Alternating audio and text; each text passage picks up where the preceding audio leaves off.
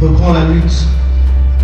Ainsi se perpétue la chaîne sacrée du courage, où chaque vie donnée éclaire le chemin de la liberté. Et chaque relève transforme la douleur en victoire.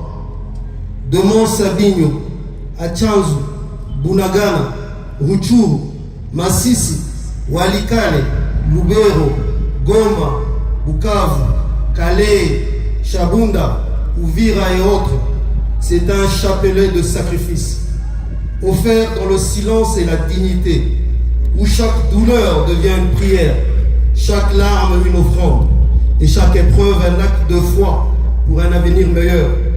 Aujourd'hui, nous nous inclinons devant la mémoire de Magloire Paluku, notre camarade, notre frère, un homme dont le nom restera inscrit, non dans la poussière d'un combat, mais dans la lumière de son sacrifice. En tombant, Magloire n'a pas laissé un vide, il a laissé une trace de loyauté, d'honneur et d'amour pour les siens.